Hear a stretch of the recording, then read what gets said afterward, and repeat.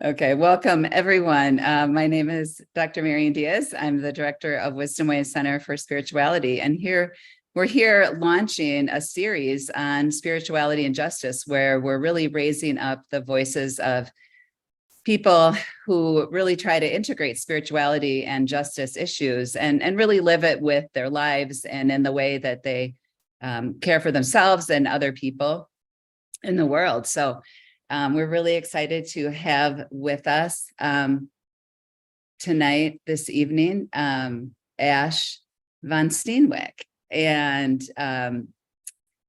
Ashe von Steenwyk is the executive director of the Center for Prophetic Imagination in Minneapolis, Minnesota.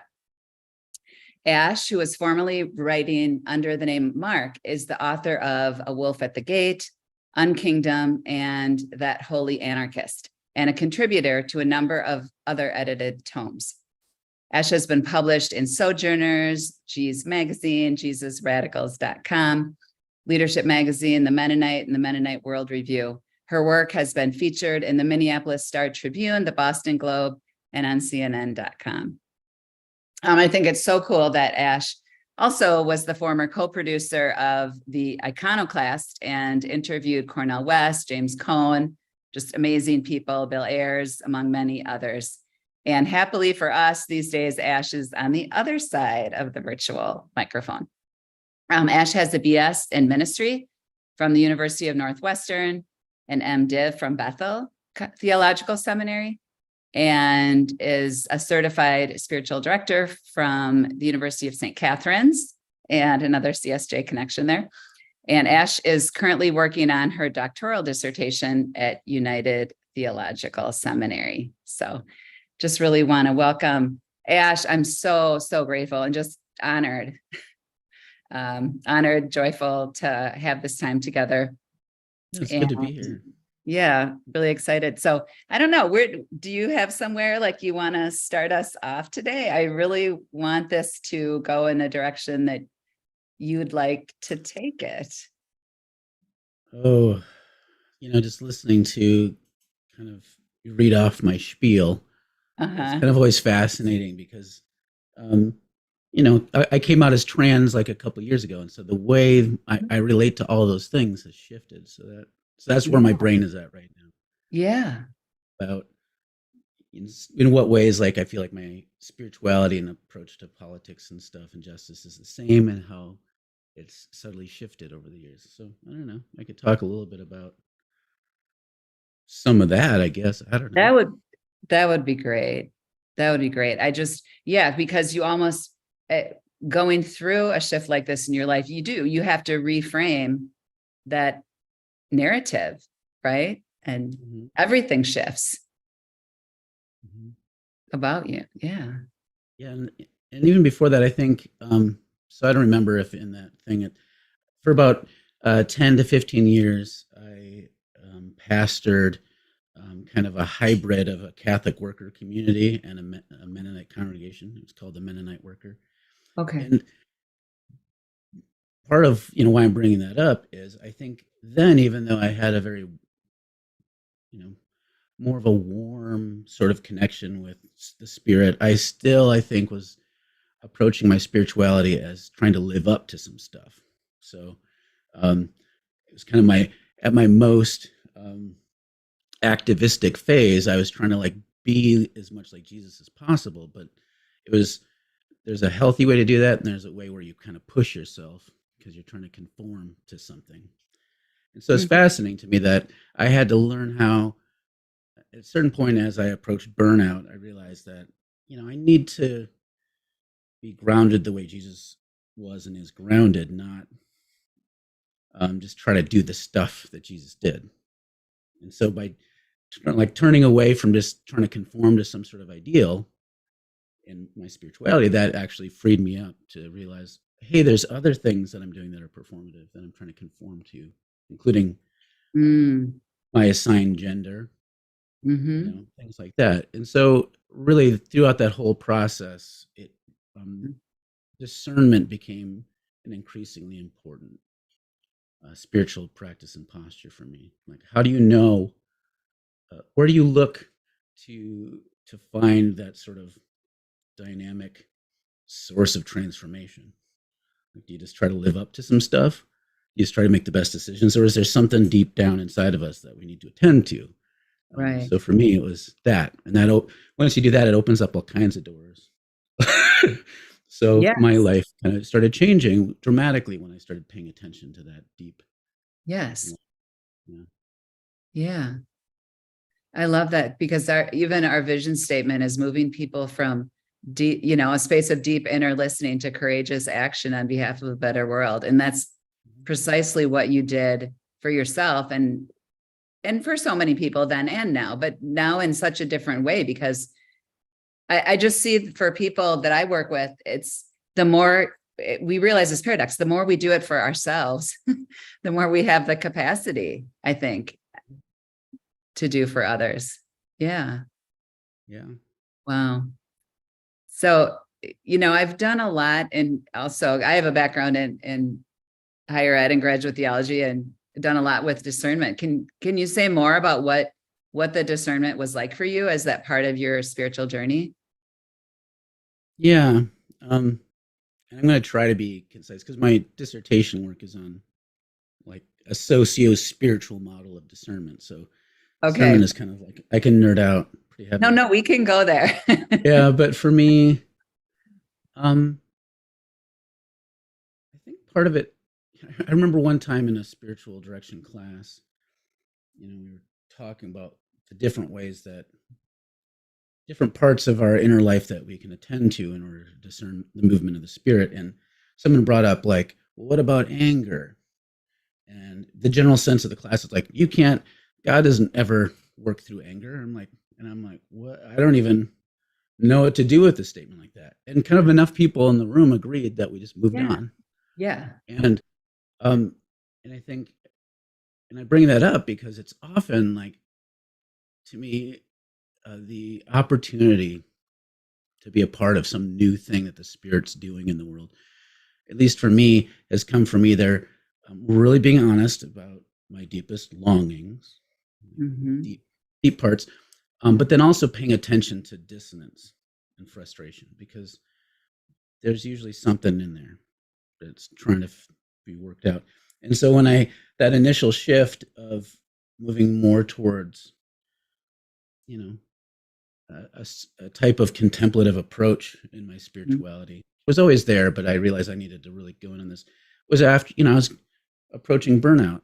I was just about to turn 40 and I was exhausted. I'm like, I can't do this, but I'm not going to just try to like figure out how to refresh myself and then keep doing it. I was able to be honest about it not working. And so I try to take more of an inventory and create space to kind of explore that. But then when how I came out as trans was fascinating, because a lot of people assume that if you're transgender, you always knew that, you were everyone saw you as a little boy, but you're a little girl. But I didn't know. I was clueless. The trans friends in my life kind of all could kind of guess, but I was oblivious to it. What happened was I was in the middle of a liberation theology class at United, where I wasn't paying attention because something from the book that I'd read, it irritated me. And so I wrote this little like Facebook screed instead of paying attention in class about how I saw Jesus as fundamentally queer. And the pushback on it was pretty intense. And I started getting upset, and I realized, like, wait a second, the quality of this frustration, this upsetness, isn't an ego-driven need to defend my intellectual position. I'm not irritated because I want to be right. And it wasn't even that sort of irritation of like solidarity, like, how dare you not pay attention to these people I care about. It wasn't that. It's like somehow I was invested in a way that I couldn't figure out. And so as I'm sitting there in class thinking, why am I so upset? Why am I taking this personally? I was like, oh shit. So I messaged my professor saying, hey, I'm just realized that I'm trans. And and this is going to be complicated because I've been married for 25 years. I have to bail on class now. And so I tell people, like, in a way, Jesus made me trans. It was by defending what I saw as the queerness of Jesus, and seeing myself invested in that in a way I hadn't really thought of before. That opened the door. Yeah. So discernment can be like that. It's not just this positive reflection. It's like, why am I so bent out of shape about this? Exactly. Well, and I love how like you tell that story, because I think as, people involved in like spirituality and pastoral places, so often, I don't know, spirituality can be just really heady. For me, spirituality is about like like you're kind of saying, integrating all the different parts of us.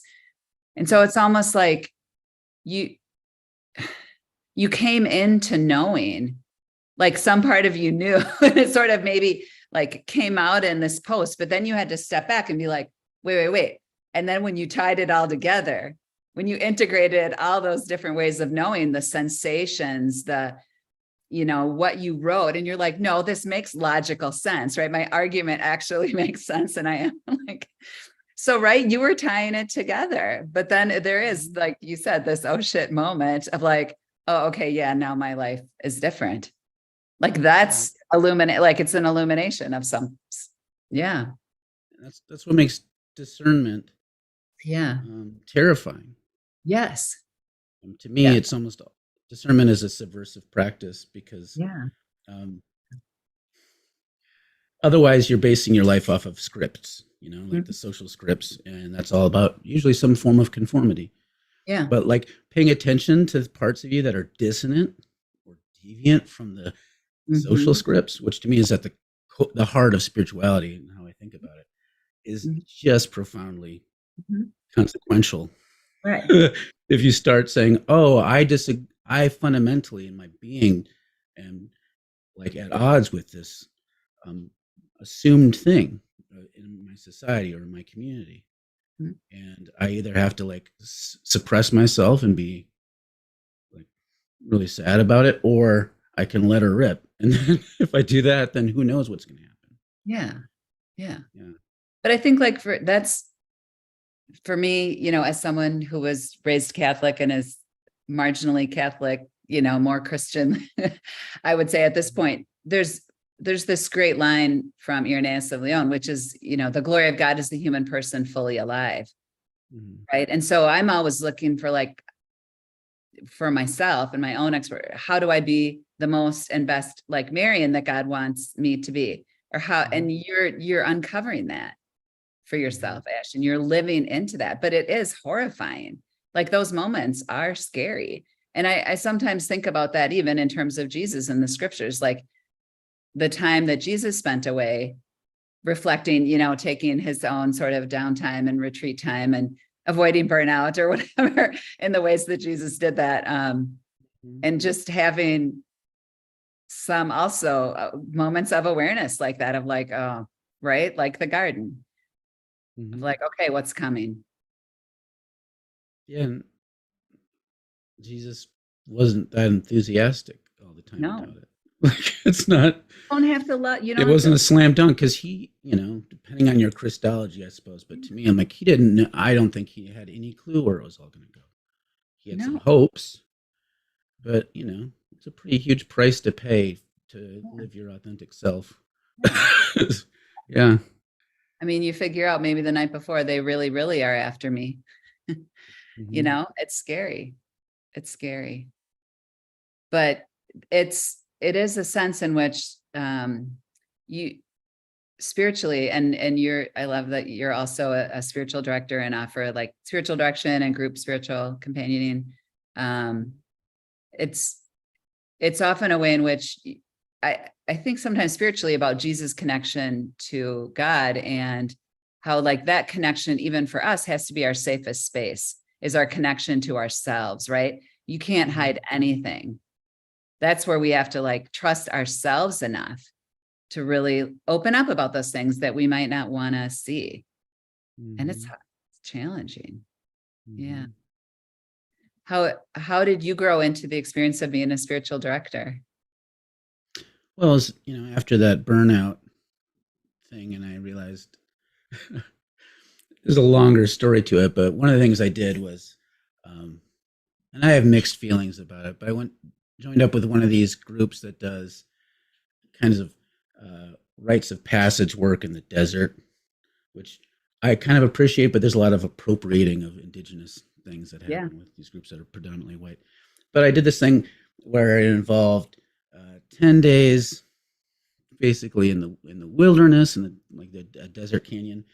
4 days of it, I was fasting, and 3 days I was in total isolation in a canyon somewhere. I thought I kind of want to engage in at least a small version of what Jesus experienced in the wilderness. That's kind of what was my intention. Yeah. And I had this moment where it was mostly boring. You know, when you do personal retreats, there's a lot of boredom that can hit you. But the last night, as I'm sitting by my little fire, I have this affinity for squirrels, but this big chunky mountain squirrel the kind that don't climb trees, like a ground squirrel, almost walked all the way up to me. And all of a sudden I wrote this weird spontaneous poem, and I don't have it in front of me. Maybe I'd read a clip of it, but that experience, I realized that part of my longing and my vocation was to attend to people's process of their own inner transformation and how it connects to social justice stuff like that. I'm kind of like, and I could think of it as spiritual direction, but I didn't at the time, because the dominant way that people think about spiritual direction is one-on-one and doesn't have anything to do with justice stuff. Right. Yeah. Obviously that's not true, but that's how it's been posed to me. And so I thought, I don't know what this looks like, but I know this touches on some of the themes that happen in spiritual direction. So I'm going to go apply for a program when I get back and see where it goes. And so I went to St. Kate's because, it seemed like a good program, and a little bit like, since it was in a university system, I thought it'd be a little bit more intellectual so that I could kind of like get some heavy writing out of it, a little practical that way. And then I could take out student loans. That was like my whole part of but as I engaged in the process of the class, I started seeing more and more how the way I wanted to see spiritual direction done in the world was somewhat similar, but I had this I wanted to connect it more directly to what happens when you turn that sort of contemplative gaze outward into the structures of the world, and how do those structures relate to our inner structures. I was looking at it fundamentally from a justice perspective, and so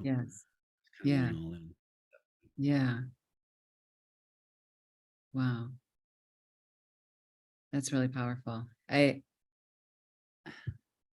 So then how does that impact then how you accompany people now?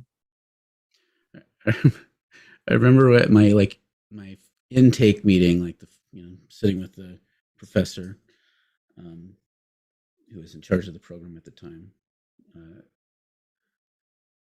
She asked me, it's like, at that time I was Mark, I guess. So Mark, you seem to have these strong views about like capitalism, and all these things, and you're an anarchist, whatever. What do you do if you have a billionaire who wants spiritual direction from you? I'm like, that's not going to happen. And if it did, they know what they're in for. But my answer was, I don't have to convince anybody that capitalism is hurting their soul. But because I don't like capitalism so much, I am going to be able to notice and attend to the ways that I see it hindering their soul, and I'll be able to name it. And so for me, that kind of, her response was like, yeah, good answer. For me, I forgot totally what the question you prompt that I'm responding to. I was asking how the intersection of spirituality and justice was impacting your practice, which is what you're talking about. And so for me, it's just about when I'm doing the one-on-one time with people, it's just noticing some of these social pathologies out there, and then being able to say, hey, have you thought about the fact that you're trying to live up to some sort of productivity script that has nothing to do with what God wants for you. Yes. Yeah. You don't have to be anti-capitalist to have that observation, but in my case, that all that social analysis stuff helps. Yes. Connects. Yeah. Yeah. It's interesting because I sort of feel like in terms of my journey as a spiritual director, one of the things that I did, maybe it was like 2016, 2017, was I went and I got like a coaching training program. And so really what I do now is much more of like a hybrid, which and in some ways too, it's a different way. And it uses like a little bit of different tools and structures to try to get at like, what are the core values of a person? And at the same time, while addressing the spiritual realities and the spiritual needs. I think I got to a point where I was feeling like just the model of spiritual direction as like a monthly dump, was not satisfying, or like a place where just people just go to like, share whatever happened in the last month, or not be sort of challenged, right, to grow in any way. And yeah, I love that you did that. And so then we can maybe just continue a little bit the academic journey for a while. So then you started a DMin program. Yeah. Yes. How's that going?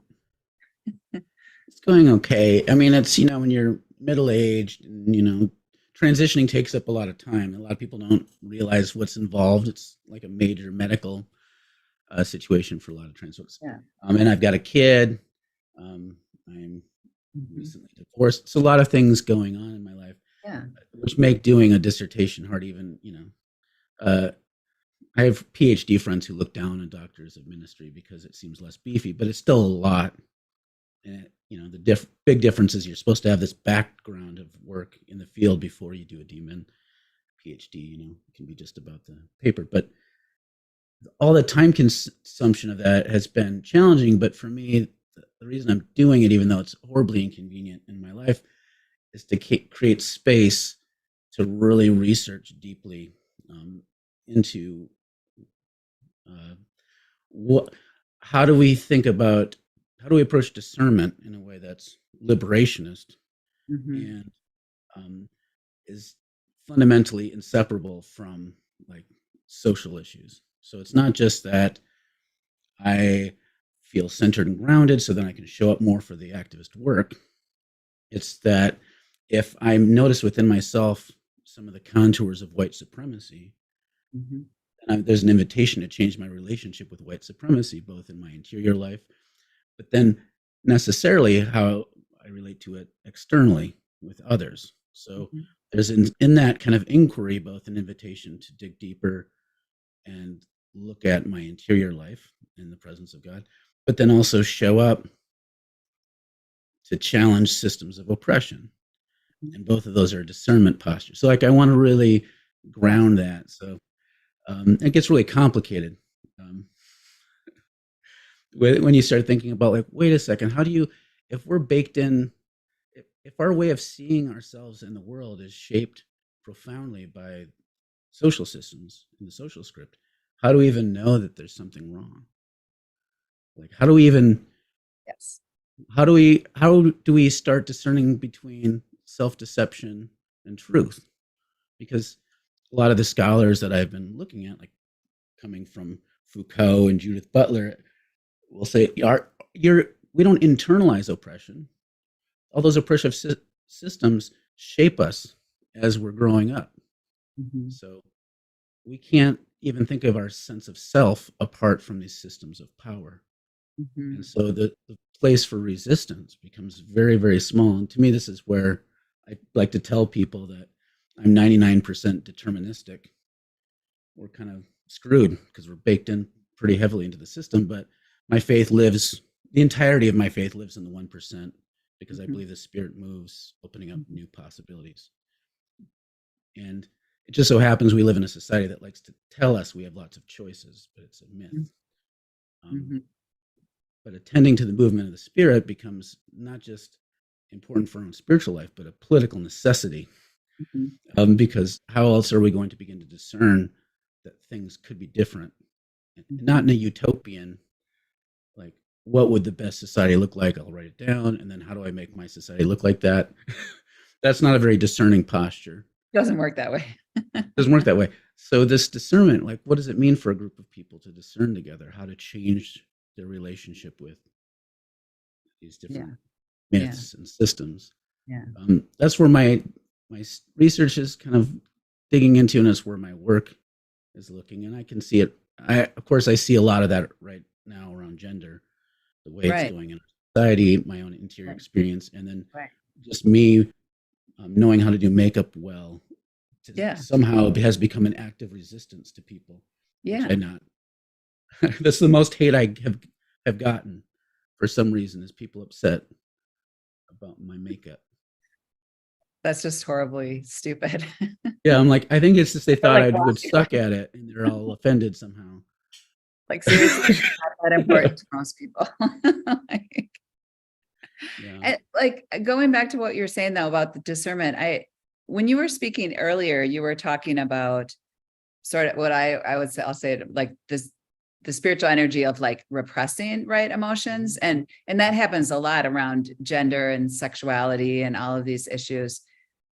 And so there's the layer of like opening that up internally for people, for ourselves, and, supporting people in doing that, or having that happen in a church setting so that larger change can have come into being. But there's also a way in which, for me, just like my own personality, the way I am and the way I'm formed as a Christian, very much informed by scripture, like you are, I almost have this principle of discernment of like, oh, the last thing that I want to do is exactly what I'm supposed to do. So it's almost like that the resistance itself of like whatever I'm avoiding becomes a clue.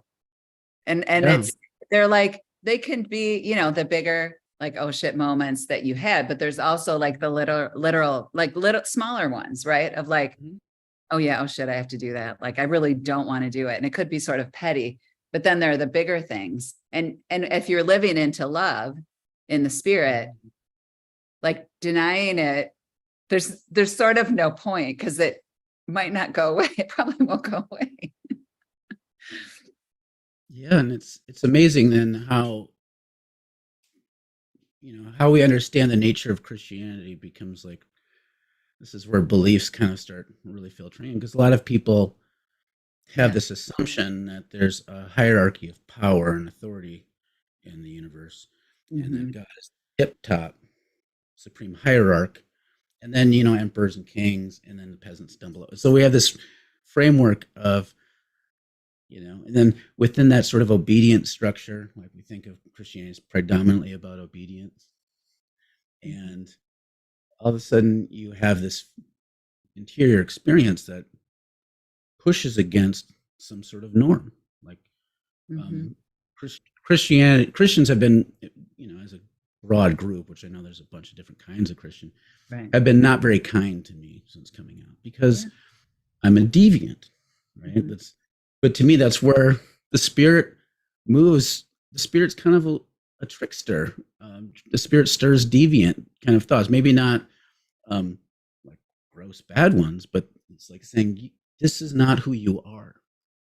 And it becomes very obvious when someone comes out as trans that they're deciding to cast off the assumptions of who they are. But everybody has to have that sort of journey. Whiteness is something that was put, like, I was born into and put on me. It's not intrinsic to my being. So I can start interrogating the ways that the white social script like tries to push. And Christianity, like, do I see Christianity as predominantly about obedience with God as supreme hierarch, or do I maybe see Jesus as a radical figure, and the Spirit as a source of presence moving through the world? Yeah, God has more in common with the peasant who's suffering, drought, more than the king. And so our definition of what power, authority, or even obedience could be are all off if we're taking the default definitions of those things. So this is where, it's amazing how much Christianity, the way it's practiced, can be a big obstacle to discernment. And to try to tell someone that they maybe need to loosen their grip of that so that they can be open to what the Spirit might be doing. Right. It's terrifying. Right. Yeah. Well, and especially, well, Catholicism has its own forms of fundamentalism theologically, but like, especially for you coming from a fundamentalist, right? Am I correct? More fundamentalist background, like even just, I mean, in fact, I was talking to my 18-year-old son about this the other morning.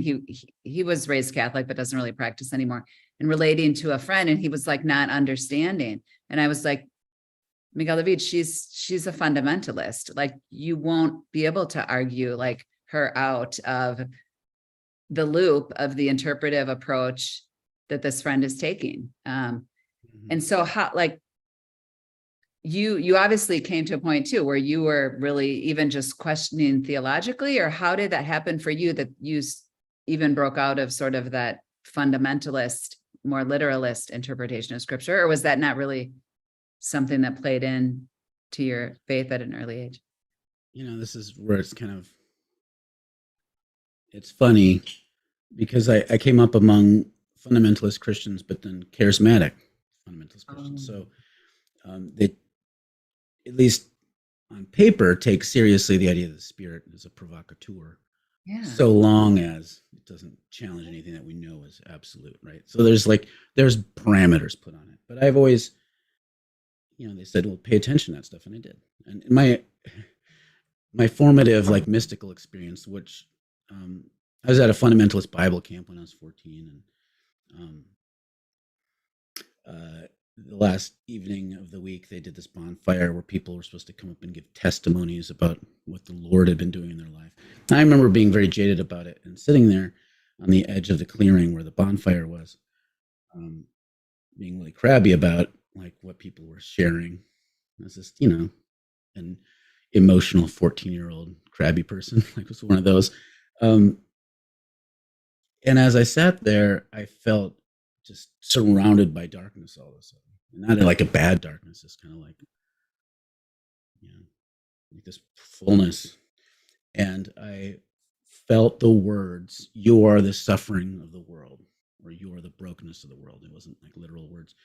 In that moment, I just felt overwhelmed with just the experiences of suffering and brokenness. And I just broke down and started sobbing.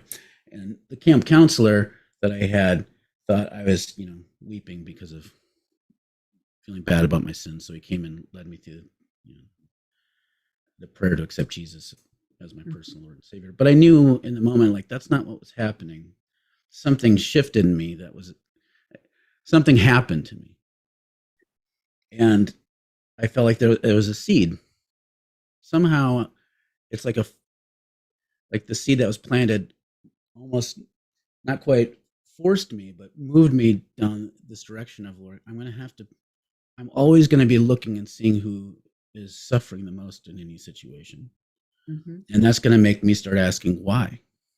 So fundamentalism, the days were numbered for fundamentalism at that moment, but it took a while for it to unfold. And the next big shift where I totally broke out of that sort of fundamentalist framework, I was preparing for seminary at Bethel, which is very evangelical.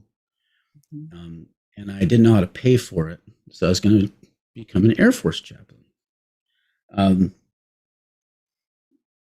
And it was right around when 9/11 happened. And I saw all these people I respected, my Christian friends and pastors, being all excited about some sort of civilizational conflict between Islam and the true faith.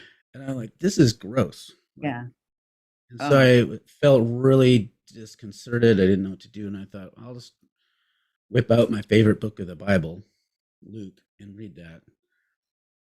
And in one sitting, I just started reading it as a fundamentalist who was preparing to join the Air Force. And at the end of that reading, I realized, I realized that Jesus hates capitalism, and I think I'm a pacifist.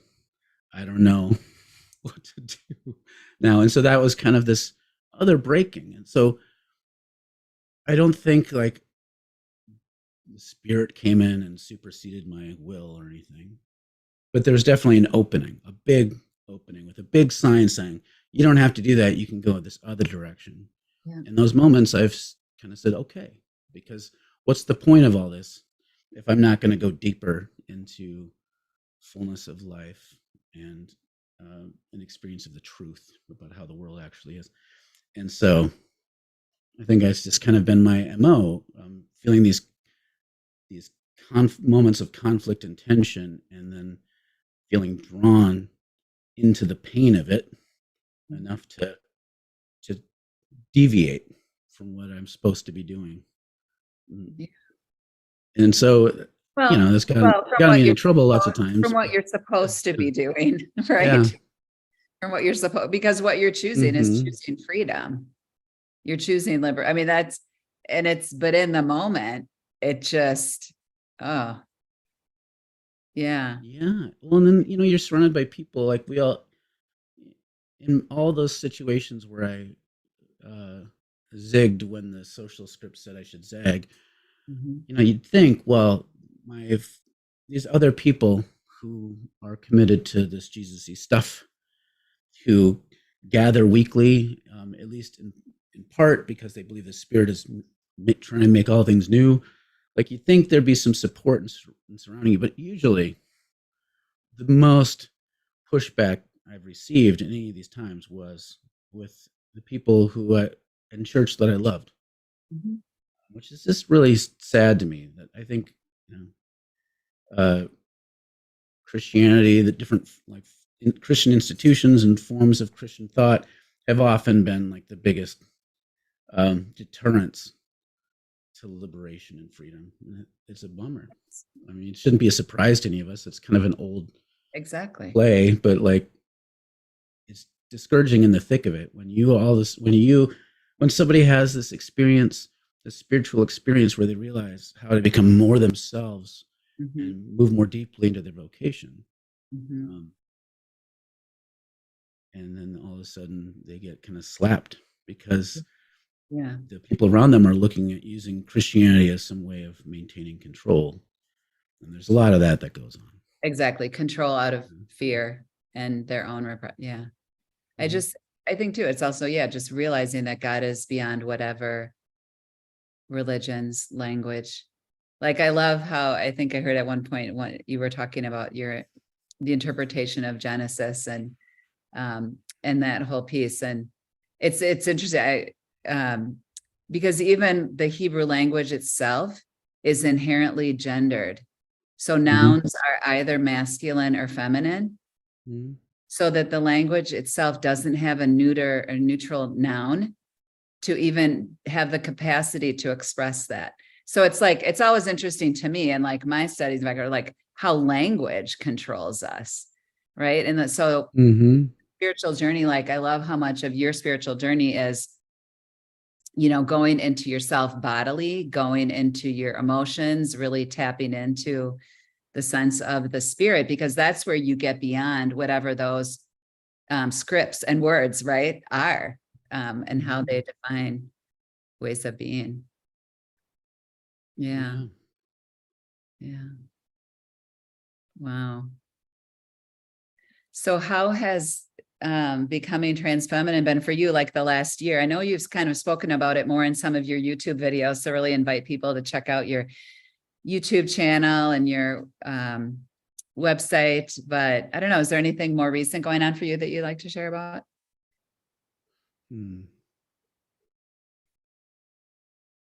Yeah, the process has been fascinating, and I just want to say a little bit more about, not everyone who's trans does medical transitioning, but I do, and it takes a lot, and there's a way that people think of. I found this fascinating how people use language around transitioning. People will say like, "Oh, I'm glad you're able to, become more of your authentic self." Right? Which is not a bad way to frame it, but I've noticed like with other medically necessary things, when people engage in different procedures so that they can become more healthy and fully alive, we don't say that. And so it's almost as though there's certain, like, I'm doing these procedures because I have dysphoria, and this is so that I can be alive. It's not like this fun little treat that I get to do because people think of it as just kind of like purely cosmetic surgery type stuff. So I've noticed that as I've gone more and more down this road of all these procedures, which have been pretty painful sometimes and consequential, like the further I go down this road, like you get a point where people start peeling off more. So when I first came out, as long as I still kind of looked the same, so people are like, well, it's all academic, gender is a philosophical construct, blah, blah, blah. Then every time you dig another step that's concrete and in your body, people start having more opinions about it. Okay. And so I'm thinking about that, and this is a little abstract, but I think that's true for any sort of embodied commitment towards a path. You say, I'm not a Christian anymore. Like I've had friends who've walked away from Christianity, and people aren't so upset about it if they're still like doing the same things and talking the same way. But if they keep going further down that road, that's when people get upset. So I've been seeing how my life has continued to change, and then how long it's taken for people to be aware, like, oh, you're different. This is different now. And then they get upset. So, yeah, I don't know where I was going with that. Sorry. No, it's helpful for people who haven't been through this to just hear however you choose to frame the story. Right. Yeah. To me, if part of the whole thing about the way of Jesus, as I understand it, is that it's embodied, like it's kind of really built into at least it should be built into the logic of Christianity and Jesus, that when we, even the language of body of Christ, there's a very visceral quality to it. And so the fact that somehow Christianity then became adopted as like the religion of the West, and it's kind of the Western way of thinking about things, that we change our mind and thinking, and then it kind of somehow like Reaganomics down into our body. That's not, wisdom comes from the body, and you have to enact it. And then the more you live differently, it changes your way of thinking about stuff. And so to me, I've always thought that a little bit, but I didn't really experience the depth of it until I started transitioning. And then I look at other areas of my life and start realizing that my transness isn't just a gift for other trans people, like that I can speak to younger trans people. I think the experience of transformation like this is helpful for everybody, because I think everyone has something similar to go through, because we're all born into these systems that try to tell us who we are in a way that's not true. And if we're going to deviate from it, it's not just changing our mind and having a different position on things and trying to get our church to have different position papers, maybe vote differently. Yeah. It's embodied. We have to embody the difference. And so for me, it's taken all sorts of different directions with how I think about my relationship with Christianity, how much time I spend getting ready in the mornings, what sort of spaces I feel comfortable in and which ones I don't. If I'm going to go into a women's bathroom in South Minneapolis, it's no big deal. But when I go into one in Wadena, Minnesota, I have to be aware, like, this is somehow some strange act of resistance. Taking a pee is a big act of resistance for some people. All these kinds of things. And yeah.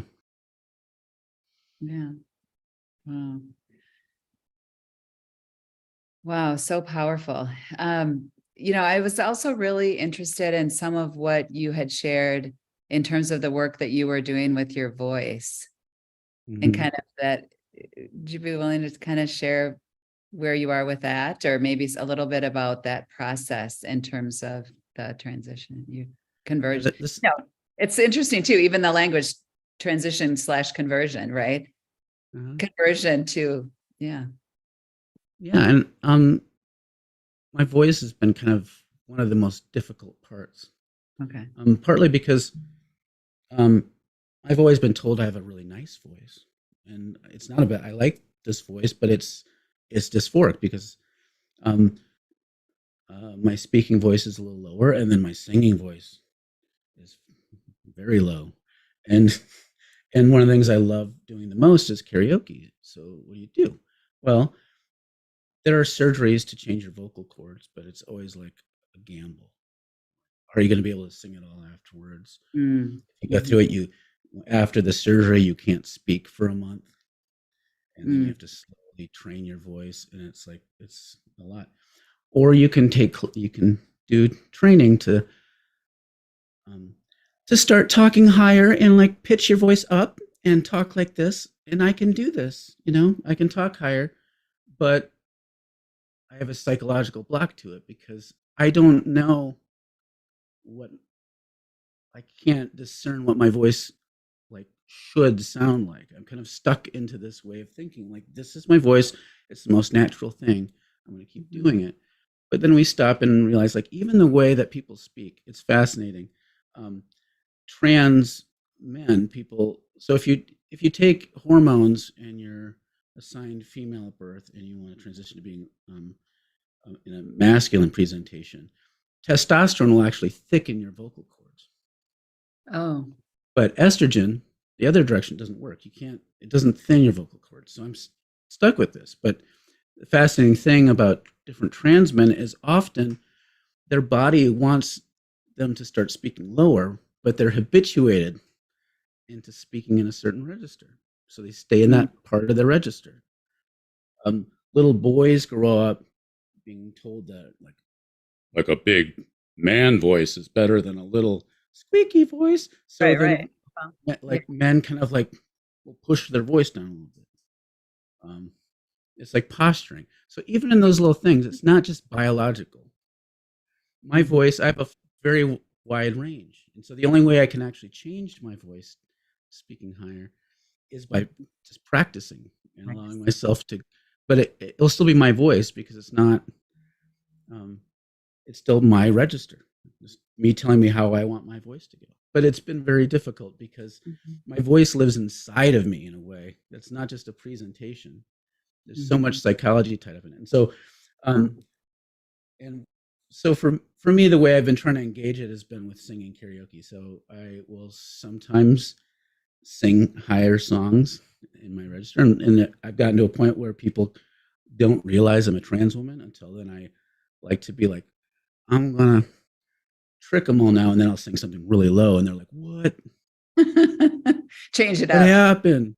Yeah. So I'll sing like some, Brandy Carlisle. And then all of a sudden I sing around Christmas. I always sing "You're a Mean One, Mr. Grinch," and I can actually sing it as low as "You're a mean one," like that kind of low voice, and then people get freaked out. It's all very. To me, the thing I love about it is, even though it's uncomfortable for me, when I do that, it creates space in the karaoke spaces I've been in. So one of the reasons I love karaoke so much is that often karaoke places they're performative, but no one expects you to be good at it. So it's a place, if you get the right venue, it's just a supportive place for people to take risks in the presence of others. And I remember one time this group of young international queer people who clearly were not comfortable. Like these people were taking a risk by coming together to a bar to sing karaoke as people who were queer and maybe not out with their families in the community. Okay. Yeah. And so, whenever they'd sing, I just go up there by myself and just dance like some sort of until other people started dancing and I saw this space open up for them. They were allowed to be vulnerable and show up in that kind of way. So I think it's amazing when we actually give people space to use their voice in a physical way. It's not just a metaphor. It actually, they find their voice. Yes. They're speaking and people are paying attention to them. And they might not be doing it like well, but they're doing it. And it's about like this little temporary community coming around them and supporting them and them doing the best they can and trying to find as much joy in it as possible. And so to me, it's sad like how much that feels more like church to me than lots Yeah. of kind of, Yeah. um, and I think there's ways that we can do that in our rest of our lives too, like allowing our weirdness to be front and forward so that other people who can feel more freedom to be a little weird and Mhm. supporting each other on in that like is a good posture to have. Um, Not just at karaoke, but in just Yeah. life, so that people Yeah. can kind of show up in their life more. Mhm. Well, I love that you, see the karaoke and music as a spiritual practice. Like, what other spiritual practices would you say are important to you, that sustain you? You talked a little bit about discernment and kind of a contemplative approach to life. Is there anything in particular otherwise that you? I tend to, I for a long time I tried to do the like sitting Mhm. practice, and it's I have ADHD, so it was always hard for me, and I just gave myself permission. And this is one of the things I do with my directees all the time because they'll tell me they want to develop spiritual practices, and I think it's worth like stepping back and interrogating what that even means, because I'll Yeah. often find out they do regular practices, they just don't call spiritual. Like people who meet weekly with other artists to create art, and they don't call that a spiritual practice. Well, why not? Right. Um, and then maybe they're realizing the reason they think they need to do more practices or something else is because they feel like they have to do spirituality a certain way. But sometimes it's because they want to cultivate something because they have a longing. Hmm. So really figuring out what that longing is. So for me, when I was doing the sitting practice and it was not going well for me, I thought, well, I don't have to do that. What's Hmm. the way that I can be attentive to thoughts, but in a way that doesn't feel like it's pulling me out of my body? Hmm. So going on walks became the thing, uh, in a way that where I'm paying attention to what is happening around me, and then noticing thoughts that come up. Now, this is a really great way to deal with internalized prejudices, like because Yeah. you'll run into people that you feel like register more of a positive response than others, and so if you're engaging walking through South Minneapolis as a prayer practice, then all of a sudden you're confronted with your instinctive thoughts about certain people. Hmm. It becomes one of those practices that feels not just inward but also outward without, and the challenge for me is to not get stuck in my brain, not just wander around with my Right. thoughts.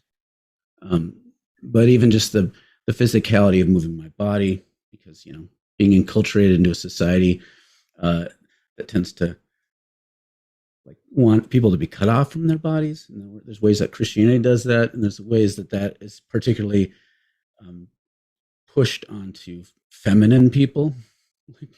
Women can't be trusted with their bodies, like in our society, for some reason, like that kind of thing.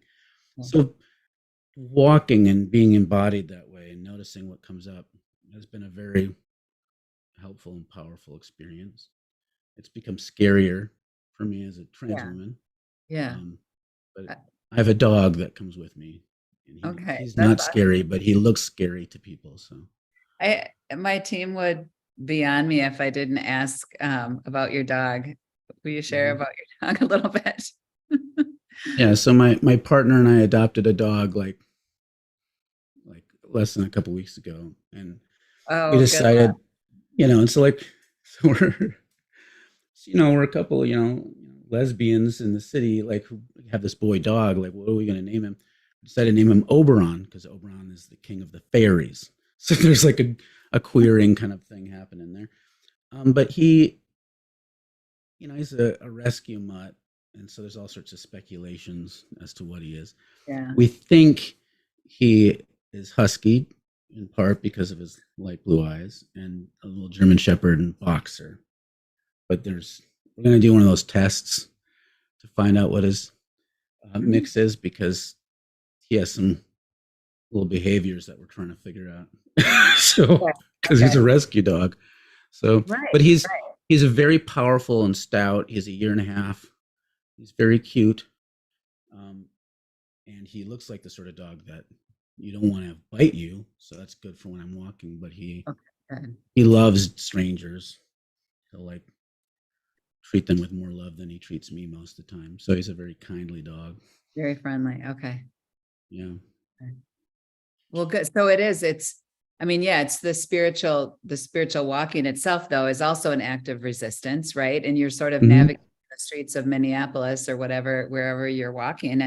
And that itself, you have to do in a way that where you feel comfortable and safe. And hopefully this dog will be accompanying you for a long time on these walks and being present to you. We're doing a presentation in the fall at Wisdom Ways on the spirituality of our pets and like what our pets and animals bring into our lives. So maybe you can check that out. But well, we're getting to an hour here and I want to honor your time. Is there just any last little nugget of anything that you'd like to share with our audience as we're winding down? My brain free associated like between, I was thinking about Oberon and how he gets the most joyous whenever if I've been gone, I let him out of his kennel. He wants to just jump on the bed and kind of does the roll thing, and he wants you to pet his belly. It seems like the most luxuriant thing in the world. And how we don't give ourselves permission to do that. And where my brain free associated to is the Greek cynics, which is just a planned word meaning dogs. Diogenes of Sinope is one of my favorite of the cynics. And he had like no fucks to give, like just like Oberon. And I kind of feel inspired by that. One of my favorite stories that's attributed to Diogenes is, because he lived in a giant pub in the suburbs of Corinth and just didn't play by the rules. He was kind of punk. And one of the other philosophers in the city came to him and said, as Diogenes is eating a bowl of lentils, said, Diogenes, if you could just say some nice things to the king, you could eat, steak, and you could dress in finery like me. And, this is my paraphrase of what Diogenes said. He said, but if you could content yourself with lentils, you could say whatever the fuck you want. And so that's kind of what I want to end on. Yeah. You like it. Oh my gosh. Thank you. Thank you so much for sharing, for spending this time with us. I just want to send you all of our best wishes and blessings. And I will be praying for you, and hopefully we can keep in touch and keep communicating. I feel like we could talk for a couple more hours. So just really appreciate that. Just across the river from you. So yeah. We can opportunity meet up and do karaoke sometime. For fun. Sure. That would be great. All the great spots. Awesome. All right. Thanks so much, Ashe. Thanks everyone who is joining us online or be watching this at a later date. Just encourage you to check out Ashe's links, which we'll put in the description below, and check out Wisdom Ways website, which is also linked through the information below. So, all right. Have a great evening and have fun walking the dog. Yeah. Thank you.